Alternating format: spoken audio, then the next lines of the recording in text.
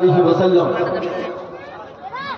اگر شاہ مدینہ کی نظر ایک بار ہو جائے، کیا بات ہے؟ اگر شاہ مدینہ کی نظر ایک بار ہو جائے، اگر شاہ مدینہ کی نظر ایک بار ہو جائے، ارے قسم اللہ کی ہم سب کا بیڑا پار، قسم اللہ کی ہم سب کا بیڑا پار ہو جائے۔ اور ایک عاشق جب مرنے کا وقت قریب آتا ہے تو وہ کیا تمنا کرتا ہے؟ ہر کسی کی بات نہیں، یہ عاشقوں کی بات ہے۔ وہ کہتا ہے یہی میری تمنا ہے، لحد میں اے میرے آقا، لحد کہتے ہیں قبر کو، یہی میری تمنا ہے لحد میں اے میرے آقا، کفن رخ سے ہٹے جس دم تیرا دیدار ہو جائے، سبحان اللہ، سبحان اللہ، ہٹے جس دم تیرا دیدار ہو جائے۔ اور حضرات یہ شعر خاص کر کے علماء اکرام کے حوالے کہ میری ماں نے پلا کر دودھ مجھ کو یہ دعا دی ہے، میری ماں نے پلا کر دودھ مجھ کو یہ دعا دی ہے، کیا؟ میری ماں نے پلا کر دودھ مجھ کو یہ دعا دی ہے، کیا میرا بیٹا غلام احمد مختار ہو جائے، سبحان اللہ، میرا بیٹا غلام احمد مختار ہو جائے۔ اور دل کے رضا کانفرنس میں آنے والوں، آئیے اعلیٰ حضرت کے نام پر یہ بھی شعر سماعت فرمائے۔ صحابی کی فتح کشتی تو سنی دیکھ کر بولا، صحابی کی فتح کشتی تو سنی دیکھ کر بولا، کیا ارے رضا کا نام لے لو گے تو بیڑا پار ہو جائے، رضا کا نام لے لو گے تو بیڑا پار ہو جائے۔ اگر شاہ مدینہ کی نظر ایک بار ہو جائے، قسم اللہ کی ہم سب کا بیڑا پار ہو جائے۔ معزز سامعین اکرام، اللہ کے رسول صلی اللہ تعالی علیہ وسلم کے پیارے دیوانوں، اے محفل میلاد میں آنے والوں، تمہیں تو سب سے بڑی بات یہ ہے کہ محفل میلاد پاک کی برکت سے تم اچھی طریقے سے واقف ہی نہیں ہو، ورنہ محفل میلاد ہو اور آپ اس طرح سے جو ہے کوئی جو ہے گھومنے میں لگا ہوا ہے، کوئی پھرنے میں لگا ہوا ہے، کوئی جو ہے عیاشیاں کرنے میں لگا ہوا ہے، کوئی کھا کر زندگی گزار رہا ہے۔ اے میرے آقا کریم کے پیارے دیوانوں، ذکر رسول کی محفل ہے، بزرگان دین کی محفل ہے، طریقہ کار تو یہ تھا کہ ذکر رسول میں آ کر بیٹھتے اور بیٹھ کر مصطفیٰ جان رحمت کے غلاموں کی بات سنتے، مصطفیٰ جان رحمت کی باتیں سنتے، اور یقیناً اگر محو تصور ہو کر گنبد خضرا کی طرف نگاہیں جما لیتے اور عقیدے کے ساتھ بیٹھتے کہ یا رسول اللہ میں یہاں بیٹھا ہوں، معلوم ایسا ہوتا ہے کہ گنبد خضرا کے سائے میں بیٹھا ہوں، اور تصور کے ساتھ بیٹھ جاتے اور دل کی صدائیں اس طرح سے آواز دیتی، سنا ہے آپ ہر عاشق کے گھر تشریف لاتے ہیں، میرے گھر میں بھی ہو جائے چلانا یا رسول اللہ۔ ارے تمہیں تو محفل رسول کی برکت ہی نہیں معلوم، تمہیں تو ذکر بزرگان دین کی برکت ہی نہیں معلوم۔ آؤ تمہیں بتاتا چلوں، حضرت شیخ علی بن ہیتی رحمت اللہ تعالی علیہ کون ہے؟ یہ جناب غوث اعظم کے مرید ہے، جناب غوث اعظم کے عقیدت مند ہے، غلام غوث جناب سبحان اللہ، جزاک اللہ۔ قاری غریب نواز صاحب یہ 50 روپے کی نوٹ سے نوازے، اور یقیناً لوگوں کا دیا ہوا تحفہ جو ہے نا، نعرہ تکبیر، نعرہ رسالت، مسلک اعلیٰ حضرت، دل کے رضا کانفرنس، نقیب اعظم ہندوستان صدام حمدم مرنبی، نعرہ تکبیر، نعرہ رسالت۔ تو حضرات میں یہ عرض کر رہا تھا کہ بزرگوں کا دیا ہوا تحفہ بھی جو ہے نا انسان کو سنبھال کر رکھنا چاہیے، انسان کو سنبھال کر رکھنا چاہیے۔ اللہ کے رسول صلی اللہ علیہ وسلم کے پیارے دیوانوں، آپ دیکھ رہے ہیں کہ نقیب اعظم ہندوستان حضرت علامہ و مولانا صدام حسین صاحب اور وہیں پر قاری صاحب بھی جلوہ افروز ہو چکے ہیں، لہذا آئیے درود پاک پڑھیے، اللہم صلی علی سیدنا مولانا محمد وسلم، صلاۃ و سلام علیک یا رسول اللہ صلی اللہ علیہ وسلم۔ تو میں یہ عرض کر رہا تھا کہ آپ کے لیے عرض کر رہا ہوں کہ بزرگان دین کا دیا ہوا تحفہ جو سنبھال کر رکھتا ہے نا، وہ یقیناً کامیابی کی ضمانت بن جاتی ہے۔ مجھے آج بھی یاد ہے حضرت اڑیسہ کی سرزمین ہے، ایک غربت و افلاس کا مارا ہوا شخص جسے غربت نے پریشان کر کے رکھا تھا، حضرت سبطین رضا بریلی شریف سے تشریف لائے. ایک دوست جو ملاقات کرنے والا تھا وہ کہتا ہے کہ ایک کام کرو یار، تمہارے پاس کھانے کو نہیں، کوئی کاروبار نہیں، پریشانی کا عالم ہے، چلو حضرت کی ملاقات کر لیتے ہیں، ہو سکتا ہے کہ بزرگان دین کا فیض ہو جائے اور تمہاری دنیا اور آخرت کامیاب ہو. وہ کہتا ہے کہ ٹھیک ہے چلو چلتے ہیں. گئے ملاقات کے لیے. دوست نے کہا حضرت یہ بڑا پریشان آدمی ہے، یہ بڑا غربت و افلاس کا مارا ہے، کوئی کاروبار نہیں، کچھ نہیں. تو حضرت نے اپنی جیب سے 10 روپے کا نوٹ نکالا. 10 روپے کا نوٹ نکالا اور اس شخص کو دیا. قسم خدا کی آج بھی اڑیسہ کی سرزمین گواہ ہے، میں یہ بات آنکھوں دیکھی بات بتا رہا ہوں، میں جا کر خود دیکھا. حضرت جب دوسرے سال تشریف لائے تو اسی شہر میں جو سب سے بڑا مقام تھا اسی غریب آدمی کا تھا. سبحان اللہ، نعرہ تکبیر، نعرہ رسالت، مسلک اعلیٰ حضرت. نگاہ ولی میں وہ تاثیر دیکھی، بدلتی ہزاروں کی تقدیر دیکھی. تم محفلوں میں آ کر بیٹھو تو تمہیں معلوم پڑے. حضرت شیخ علی بن ہیبتی رحمت اللہ تعالی علیہ محفل میں جلوہ افروز ہے. غوث اعظم رضی اللہ تعالیٰ عنہ کا پرزور خطاب ہو رہا ہے اور اسی خطاب کے درمیان میں حضرت شیخ علی بن ہیبتی اپنے دل و دماغ کے تصورات کو اور اپنے تخیل کو باندھے ہوئے غوث اعظم کی باتیں سماعت کر رہے ہیں اور اچانک دل میں اشتیاق پیدا ہوتا ہے. کیونکہ بات ہو رہی تھی تو مصطفیٰ جان رحمت کی، بات ہو رہی تھی تو آمینہ کے لاڈ کی ہو رہی تھی. اور اسی مجمع میں جو ہے حضرت شیخ علی بن ہیبتی رحمت اللہ تعالی علیہ کے دل میں خیال آتا ہے کاش اسی محفل میں بیٹھے اگر آقا کی زیارت ہو جاتی، کاش اسی محفل میں بیٹھے اگر گنبد خضرا والے مدین کو دیکھ لیتا تو میری قسمت کی معراج ہو جاتی.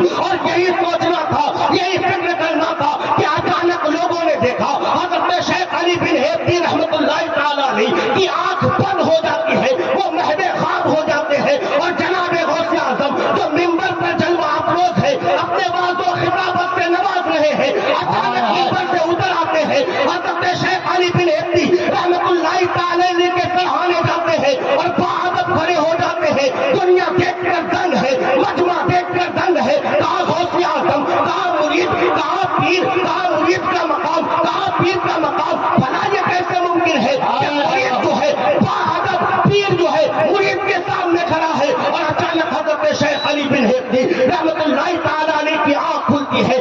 آپ فرماتے ہیں کیا ہوا؟ جیسے ہی جناب غوث اعظم کو دیکھا ہر بڑا کر کھڑے ہوئے اور کھڑے ہونے کے بعد ہر بڑا کر کھڑے ہوئے اور کھڑے ہونے کے بعد ارشاد فرماتے ہیں غوث اعظم کیا ہوا علی، کیا بات ہے؟ کہتے ہیں اے میرے غوث، اے میرے آقا، بات یہ ہے کہ آپ کے مجمع میں بیٹھ کر گنبد خضرا والے کی یاد آ گئی تھی، آنکھیں بند ہو گئی تھی. یہاں آگے بند ہوئی، یہاں دل کی آنکھیں جاگ گئی اور تھا آقا تشریف لے آئے. غوث اعظم فرماتے ہیں تو خواب کی آنکھوں سے مصطفیٰ کو دیکھ رہا تھا اور عبد القادر ماضی کی آنکھوں سے مصطفیٰ. سبحان اللہ، سبحان اللہ، نعرہ تکبیر، نعرہ رسالت، مسلک اعلیٰ حضرت، دل کے رضا کانفرنس، نعرہ تکبیر، نعرہ رسالت. سبحان اللہ. میلادوں میں جاؤ، جلسوں میں جاؤ تو وقت کو برباد کرنے میں لگے ہوئے ہیں.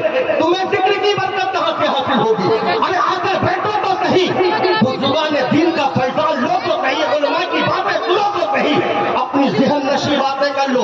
ارے اگر باتیں نہ بھی سمجھ سکے تو قسم خدا کی کہتا ہوں ذکر رسول میں بیٹھنے کی برکت سے یقین کامل ہے. اس لیے کہ صرف آپ اپنے پڑوسی کے ساتھ بیٹھے ہوئے نہیں ہیں، آپ صرف اپنے دوستوں احباب کے ساتھ بیٹھے ہوئے نہیں ہیں. آپ یہ نہ سمجھے کہ میں کسی انسان کے ساتھ بیٹھا ہوں، بلکہ رب العالمین کے پیارے مصطفیٰ فرماتے ہیں کہ جہاں ذکر مصطفیٰ، جہاں اللہ کے بندوں کا تذکرہ ہوتا ہے وہاں رحمت کے فرشتوں کا نزول ہوتا ہے. اپنے مقدس پر قربان جاؤ اور یہ سوچو روزانہ دنیا دار کے ساتھ بیٹھتا تھا، آج آسمان کے فرشتوں کے ساتھ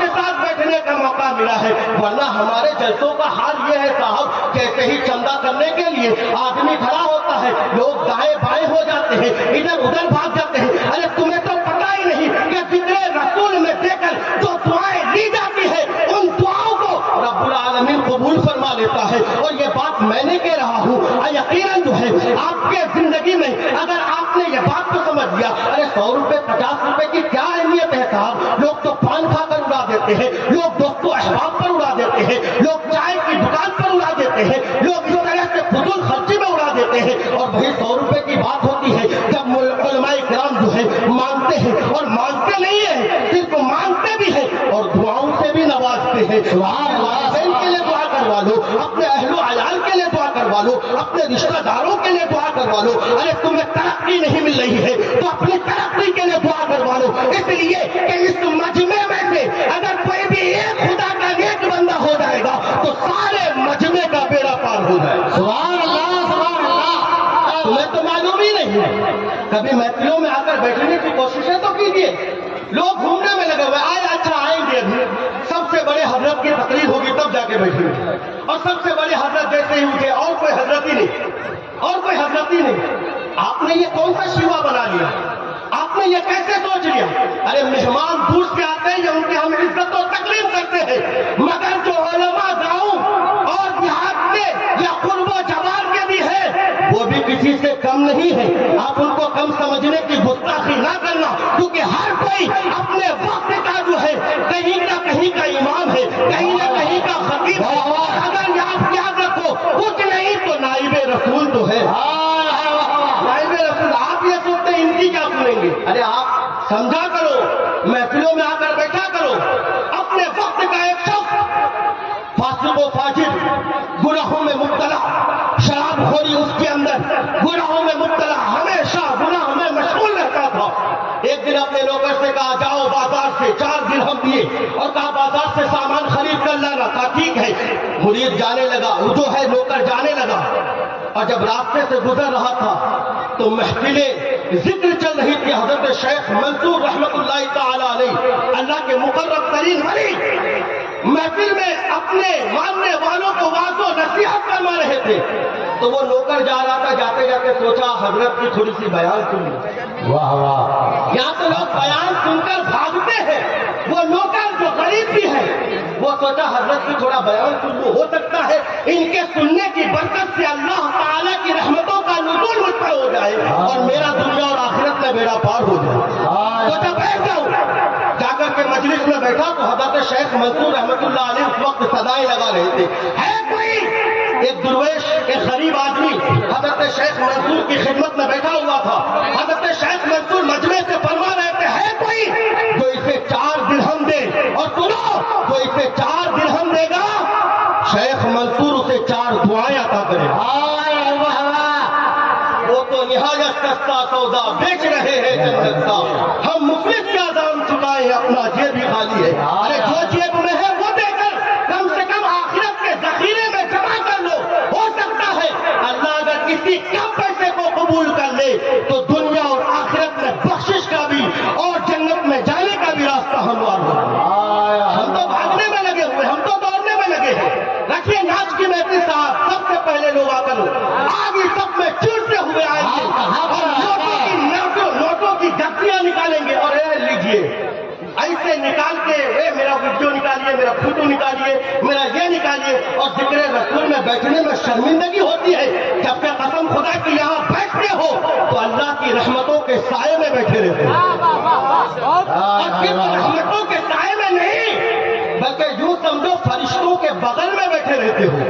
اللہ کے نورانی, ارے روزانہ خاکی مخلوق کے ساتھ بیٹھتے ہو, ذکر رسول میں نوری مخلوق کے ساتھ بیٹھنے کا موقع ملتا. ارے ہم خاکی ہو کر نوری کے ساتھ بیٹھنے کا موقع ملے, یہ قسمت کی معراج نہیں تو کیا ہے. حضرت شیخ منصور فرماتے ہیں, سنو اسے 4 درہم کی ضرورت ہے, جو اسے 4 درہم دے دے گا میں اسے 4 دعائیں دوں گا. اب وہ آدمی, وہ نوکر, وہ غلام جو 4 درہم لے کر جا رہا تھا, اس کے دل میں خیال آیا کہ مالک نے تو سامان خریدنے کے لیے دیا ہے, مالک نے تو اس لیے دیا ہے تاکہ سامان خرید لاؤں, مگر یہاں حضرت اعلان کر رہے ہیں, یہاں حضرت دینے کی بات کر رہے ہیں, اور میرے پاس 4 درہم ہے, کیوں نہ میں 4 درہم دے دوں اور 4 دعائیں لے لوں. حضرت شیخ منصور کی خدمت میں وہ شخص گیا اور جا کر اپنا 4 درہم پیش کیا. حضرت شیخ منصور نے 4 درہم کو قبول کیا اور کرنے کے بعد ارشاد فرمایا, کہو تمہاری مرضی کیا ہے, کہو تمہاری مشیت کیا ہے, کہو تمہاری مانگ کیا ہے, کہو تمہاری دعا کیا ہے, میں رب کی بارگاہ میں کروں گا. یقیناً امید کامل ہے اللہ تعالیٰ اس مجمع کے صدقے میں تیری دعا کو قبول فرمائے گا. حضرت حضرت شیخ منصور کی بارگاہ میں وہ نوکر عرض کرتا حضور میری تو سب سے پہلی دعا یہ ہے کہ اللہ تعالیٰ کی بارگاہ میں دعا کر دیجئے کہ اللہ تبارک و تعالیٰ اس 4 درہم کے بدلے میں مجھے اور 4 درہم عطا فرما دے. مال کے عوض میں مال مانگا جا رہا ہے اور ابھی تو ایک دعا ہوئی اور یقین بھی ہے کہ اللہ والے ہیں اگر ان کا ہاتھ کھل جائے گا تو میرا پار ہو جائے گا. کیا فرماتے حضور؟ یہ دعا کر دیجئے کہ 4 درہموں کے بدلے میں مجھے اور 4 درہم مل جائے. اور دوسری دعا کا حضور دوسری دعا یہ ہے کہ اللہ تعالیٰ کی بارگاہ میں دعا کیجئے کہ اللہ مجھے غلامی سے آزادی عطا فرما دے, مجھے غلامی سے اچھی زندگی عطا فرما دے. کہا تیسری دعا کیا ہے؟ کہا تیسری دعا یہ ہے کہ حضور اللہ کی بارگاہ میں فریاد کر دیجئے کہ اللہ تبارک و تعالیٰ میرے مالک کو توبہ کی توفیق عطا فرما دے, میرے مالک کو توبہ کی توفیق عطا فرما دے. چوتھی دعا یہ ہے کہ اللہ تعالیٰ میری بھی اور اس مجمع میں جتنے لوگ بیٹھے ہیں ان تمام کی بھی اور میرے مالک کی بھی مغفرت فرما دے. یہ 4 دعائیں کرا لیا. نوکر 4 دعائیں کرانے کے بعد پروگرام ختم, مجلس ختم, میلاد ختم, سارا ختم. وہ گھر لوٹا تو مالک جو بڑے غصے میں تھا, بڑا تپا ہوا تھا, سامان لانے کے لیے بھیجا ابھی تک لے کر نہیں آیا. جانے کے بعد جب دیکھا خالی ہاتھ, غصے میں پوچھا 4 درہم لیے تھے بازار سے سامان لانے کے لیے, ابھی تک سامان نہیں, اتنی تاخیر, اور اس کے باوجود کوئی سامان نہیں لایا. نوکر نے ڈرتے ڈرتے عرض کیا, نوکر نے ڈرتے ڈرتے کہا اے میرے سرکار, اے میرے آقا, بات یہ ہے میں راستے سے سامان خریدنے کے لیے ہی جا رہا تھا مگر ایک بزرگ حضرت شیخ منصور کی مجلس چل رہی تھی, میں جو ہے نہایت ہی آسان سودا کر کے آیا ہوں. کہا کیا کر کے آئے ہو؟ کہا انہوں نے اعلان کر رہا تھا, میں وہ اعلان کر رہے تھے, میں نے مجلس میں سنا جو اس درویش کو 4 درہم دے گا اسے 4 دعاؤں سے نوازوں گا. کہا پھر؟ کہا میں نے 4 درہم دے دیے اور 4 دعائیں لے کر آیا ہوں. مالک نے کہا کون سی 4 دعائیں لے کر آئے ہو؟ مالک کے بارگاہ میں جو ہے وہ نوکر کہتا ہے کہ اے میرے مالک, اے میرے آقا, میں یہ مانگ کر آیا ہوں کہ اللہ مجھے نوکری سے آزادی عطا فرما دے, مجھے اللہ غلامی سے آزادی کر عطا فرما دے. اب مالک نے یہ سنا تو کہا جا میں نے تجھے آزاد کر دیا, کیا میں نے تجھے نوکری سے بحال کر دیا, کیا میں نے تجھے نکال دیا, غلامی سے تجھے آزادی کی زندگی عطا کر دی. کہا دوسری دعا کیا کیا ہے؟ کہا دوسری دعا یہ کیا تھا کہ اللہ تعالیٰ مجھے ان 4 درہموں کے بجائے اور 4 درہم عطا فرما دے. مالک اپنے گھر کے اندر جاتا ہے, 400 درہم کی تھیلی لاتا ہے اور لانے کے بعد کہتا ہے سن یہ 400 درہم تو رکھ لے, اللہ اکبر کبیرہ, یہ دوسری دعا بھی تیری قبول ہو گئی. کیا میں نے تیری دوسری دعا کو بھی قبولیت کا ذریعہ بنا دیا؟ کہا تیسری دعا کیا کیا تھا؟ کہا تیسری دعا یہ کیا تھا کہ اللہ تعالیٰ آپ کو توبہ کی توفیق اللہ تعالیٰ آپ کو توبہ کی توفیق عطا فرما دے. آؤ ذکر کی برکتیں سنو, ذکر میں آ کر دعائیں لیا کرو. تم بھاگنے میں لگے ہوئے ہو, تم پھرنے میں لگے ہوئے ہو. کہتے ہیں سنو تیسری دعا یہ کی کہ اللہ تعالیٰ آپ کو توبہ کی توفیق عطا فرما دے. وہ فرماتا ہے, وہ آقا کہتا ہے سن تجھے گواہ بنا کر میں رب کی بارگاہ میں توبہ کرتا ہوں, اپنے فسق و فجور سے توبہ کرتا ہوں, اپنی شراب خوری سے توبہ کرتا ہوں, اپنی عیاشیوں سے توبہ کرتا ہوں, اپنی بدکاری سے توبہ کرتا ہوں, اپنے گناہوں سے توبہ کرتا ہوں, اور آج سے عہد کرتا ہوں کہ کل تک جو ہے میں بارگاہ خداوندی سے دور تھا, اب مقبول بارگاہ خداوندی کہتے جا یہ تینوں دعا تو تیری قبول ہو گئی, مگر چوتھی دعا کیا کیا تھا؟ کہا چوتھی دعا یہ کیا تھا کہ اللہ تعالیٰ حضرت شیخ منصور کی اور ان کے مجلس میں بیٹھے ہوئے تمام لوگوں کی اور آپ کی بھی اور میری بھی اللہ مغفرت فرما دے. ہائے ہائے. وہ مالک کہتا ہے اے نوکر, درہم دینا میرے قبضہ اختیار میں تھا, میں نے تجھے دے دیا. آزادی دینا میرے قبضہ اختیار میں تھا, میں نے تجھے دے دیا. درہم دینا میرے قبضہ اختیار میں تھا, میں نے دے دیا. توبہ کرنا میرے قبضہ اختیار میں تھا, میں نے کر دیا. لیکن مغفرت کا وعدہ کرنا میرے قبضہ و اختیار میں نہیں, میرے اختیار میں نہیں. اتنے میں غیب سے صدا آئی, کوئی ندا دینے والا پکار کر کہہ رہا تھا تو بندہ ہو کر جب تو تینوں دعاؤں کو پوری کر سکتا ہے تو میں رب ہو کر یہ وعدہ کرتا ہوں کہ حضرت منصور کی بھی تیرے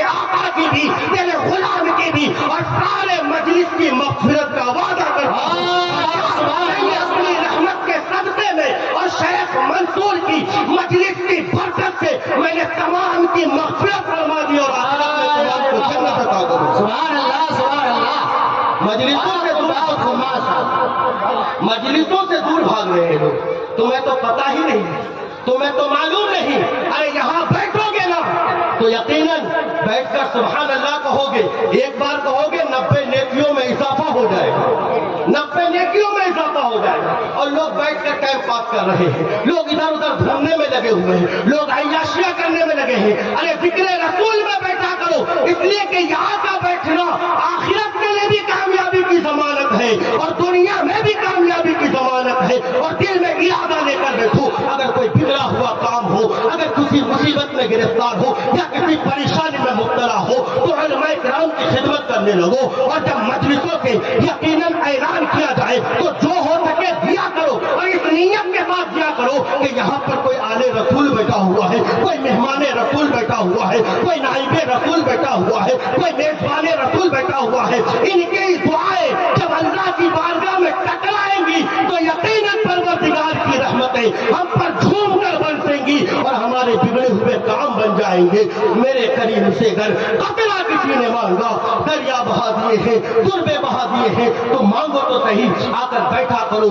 ادب کا تقاضا یہی ہے کہ آ کر بیٹھو گے تو یقیناً رحمتوں کا نزول بھی ہوگا, دین اور دنیا دونوں کی بھلائیاں تمہیں ساتھ میں عطا کی جائیں گی. اللہ کی بارگاہ میں دعا ہے مولا اپنے حبیب کے صدقے میں جتنے لوگ یہاں حاضر ہیں اور تمام علماء کرام کی مغفرت عطا فرمائے, اور اللہ اس مجلس پاک کی برکت سے تمام کی دینی اور دنیاوی خواہشات کو پورا عطا فرمائے. وآخر دعوانا ان الحمدللہ رب العالمین, استغفر اللہ ربی من کل ذنب واتوب الیہ وما علینا الا البلاغ المبین. سبحان اللہ.